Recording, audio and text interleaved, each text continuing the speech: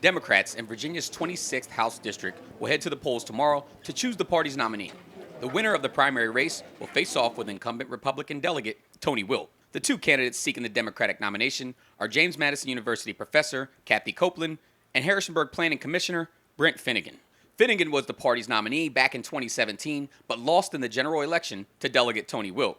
Cathy Copeland said if the party wants a different result this time around, then they need to pick a different nominee. I think that Brent had a shot in 2017, and he lost by 10 points in an unprecedented year of gains for the Democratic Party.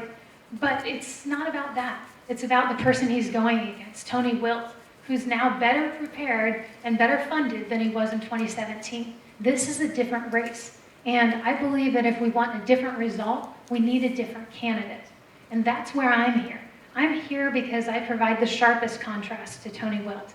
At a recent debate, the candidates went back and forth on a slew of issues, including the Dillon Rule. I think how he encountered the Dillon Rule, because when I brought up the question of the Dillon Rule, I wanted to make sure that that people knew that I was not talking about keeping it entirely, but that I was instead saying we need to do it on a case-by-case basis. When he encountered the question, he looked at it more as though I had never said that, and that he was looking to either go in a home rule direction or on a case-by-case basis.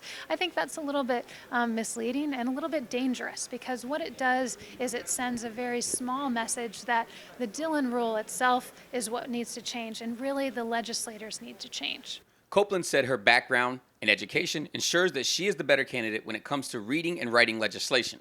Reading and writing can seem, let's just say, uncool. I'm a total nerd, and I admit that on the very first day of classes when my students come in there.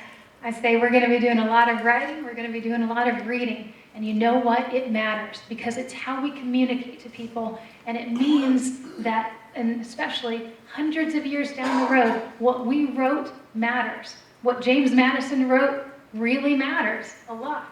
And what we need to do is to not dismiss writing or say that somebody else will write it or somebody else will read it or somebody else will vote on it, but instead understand that legislators need to have that capability and should have that capability to move forward in the best way. Cathy Copeland said she is in it to win it.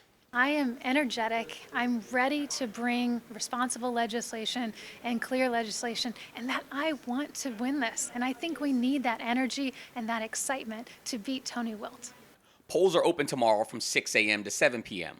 Breaking Through News will be reporting on several other local primary races as well, including the 24th District Republican State Senate primary and the 20th District Republican Delegates primary. In the Breaking Through Newsroom, Theodore Whitelow, Breaking Through News.